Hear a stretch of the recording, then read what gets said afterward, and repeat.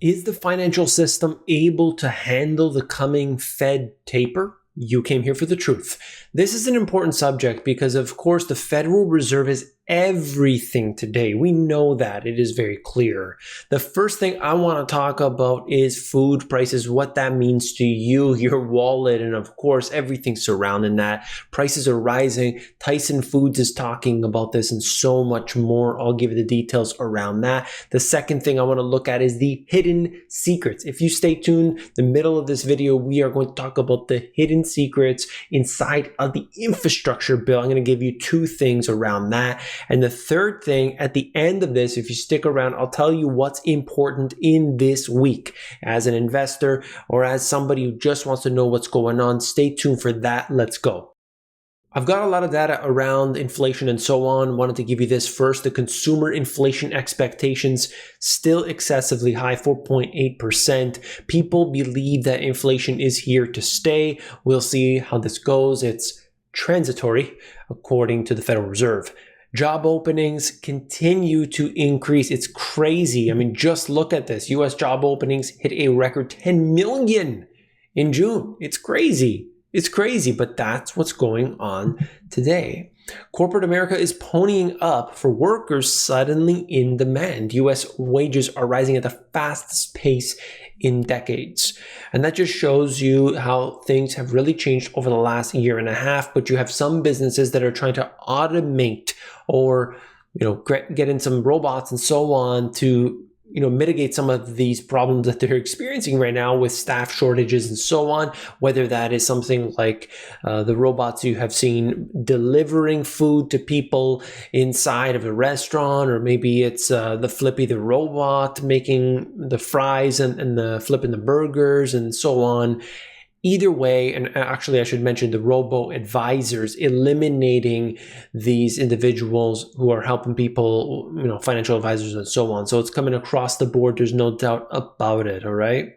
Look at this, the one-year inflation expectations, the New York Fed Consumer Survey and UMich, both 4.8%, accelerating quite a bit in this period here. And why? Because they've seen inflation, they're looking at all the shortages, looking down the road, seeing that like semiconductors and so many other things, they are still backlogged. At least that's what they're telling us. And so the expectation is that this will be continuing for the foreseeable future. This comes directly from the New York Fed's own website. And you could see it's just one after the other of very high inflation, what their expectations are and so on. More of the same, but I wanted to bring it to you directly from the Federal Reserve's website so that you get it directly from the source. Look at this.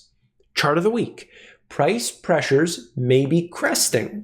According to the ISM price index, it looks like, based on this, it has dipped down somewhat, dipping below 5%. We don't necessarily know what's going to happen here. We don't know what the future has in store, but it's just giving you an idea that maybe, perhaps, this is starting to come down. It all depends, right? Is it on the producer side? Is it going to be experienced on the individual and what they're paying for their food? Who really knows? But I can tell you this, Tyson Foods is raising their prices and scrambles to keep up with inflation. This is all different business. I've shown you so many different businesses, in fact, that are doing the same thing. They see the raw materials rising, they increase prices. Raw materials rise again, they increase prices. Every time they do this, of course, it comes in different methods, different ways. They could increase the price directly. They could have less sales, or they can use shrinkflation. They shrink the box, they shrink the container, they shrink the jar. They do it just a little bit to make up for it. Why? Because studies have shown that it's more palatable to the consumer to reduce the size of the product instead of increasing the price. So technically, it's inflation, but they don't show it to you. This is important. So Tyson Foods just happening to be one of them. Unilever, Procter & Gamble. I mean, you've got so many businesses. I mean, all these mega conglomerates. You think you have a choice, but really you don't have a choice. There's only a few companies doing certain things. Now, let's talk about the Fed. This to me is the biggest news. I'm going to cover some of the quotes that you need to see. Stick with me, all right? Don't go anywhere. Then I'm going to look at the Money GPS insights, so you want to definitely hear this. Fed officials say tapering is near advancing discussion on rate hike. Can you believe it? Can you believe it? So remember, there's two different things. There's the rate hike, which Jerome Powell had said long time from now, but there's a taper, which that's starting to become a discussion. All right. Now, of course, this 2% thing is coming up, and there was a quote in here that I wanted to show you, okay? Talking about the core PCE rate. There are many reasons to think that we may be at that goal target right now. This is the Federal Reserve talking right here, okay?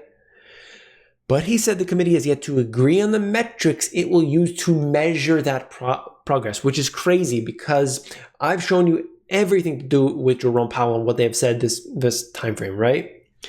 Jerome Powell saying, oh, right, well, we're figuring that out. We're going to this and that, and talking out of both sides of his mouth.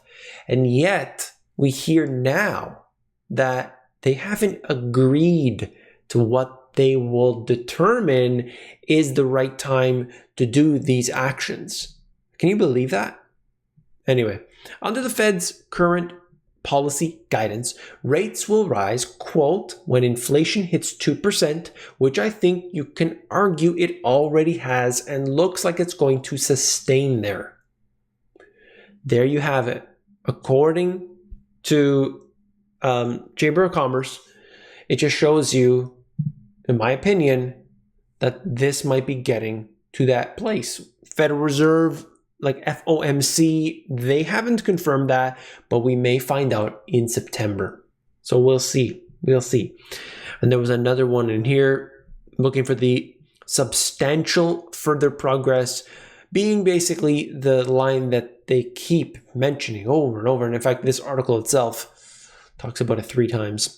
Quote, I would expect that if we continue to have jobs reports like we've had over the last 2, with very substantial payroll employment gains, that by the September meeting, we would, in my view, meet the substantial further progress criteria that would imply starting to taper sometime this fall, even earlier than what I was thinking, but I don't know if that's the case.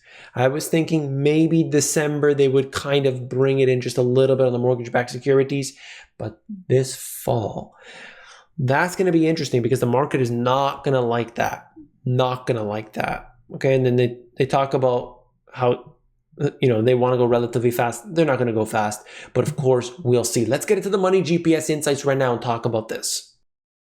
Number 1. Let's be honest, the markets really only care about the Federal Reserve's actions, nothing else. That's why you've got to pay attention, and I cover everything to do with that on this channel.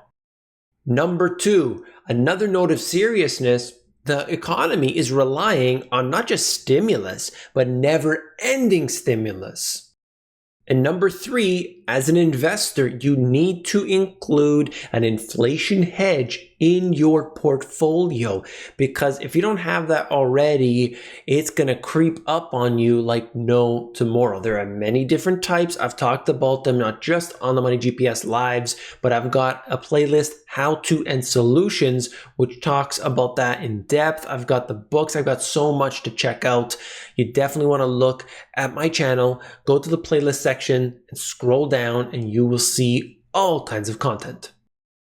This is really key to understand. A lot of people miss this one, but there are a few things inside the infrastructure bill that should be a little bit concerning to individuals. You could see this one, the National Mile Driven Tax Pilot Program, tucked into the $1.2 trillion infrastructure bill.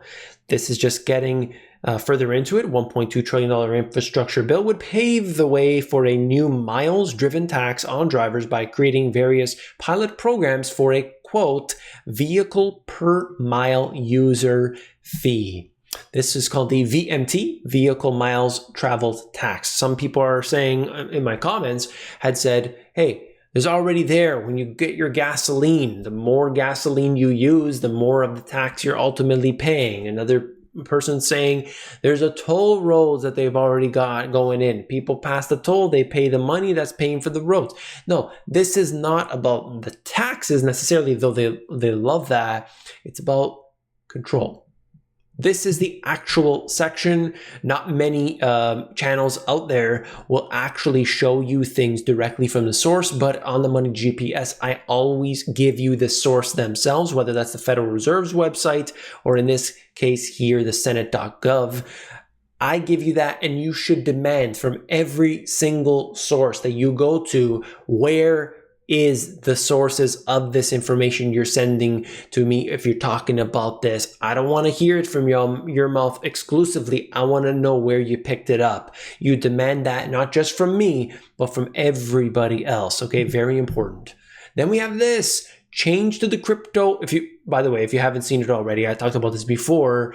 Inside of the infrastructure bill, they snuck in crypto regulations, and people were starting to talk about how this is going to be reversed and so on. But take a look. Change to crypto provision in the infrastructure bill blocked.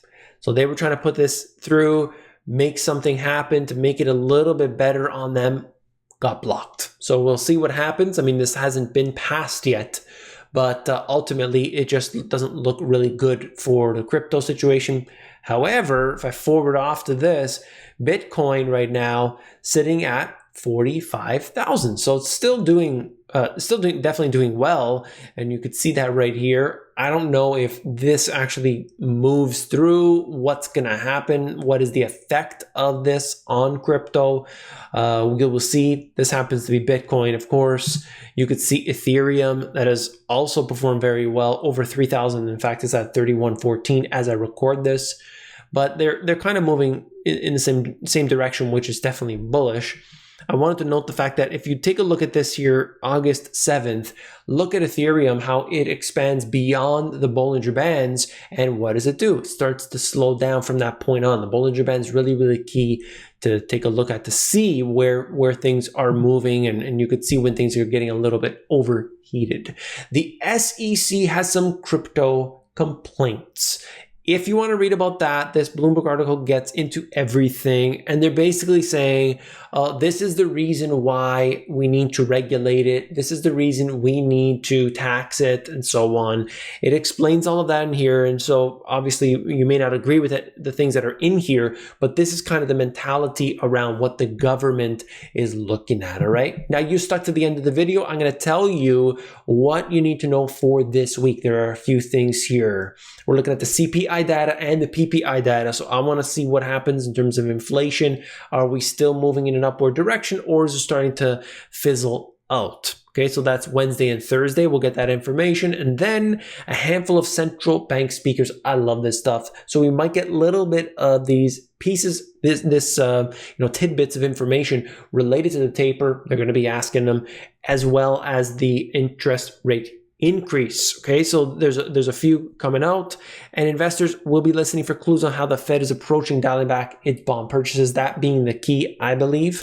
So I think I would definitely be staying tuned this week. I will bring you all of that information on all of my platforms, but the one that you really have to get on right now is the Money GPS Insiders. And why? Because that makes it gives me the ability to get directly to you. It's impossible to program the algorithms in a way that if you were to click that like and subscribe buttons, then you should be getting notified, but unfortunately a lot of people are not. That's why I set up the insiders, so that 5 days a week I email you the video of the day, and you get this information, and there's no way to get for them to basically push this channel off into the non-existent shadow banned world. It's available here at this card or at themoneygps.com.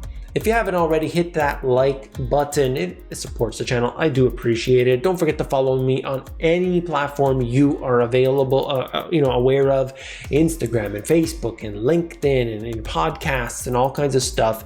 Check me out at The Money GPS. If you haven't seen this video already, you definitely want to check it out. Click it, and I'll see you there.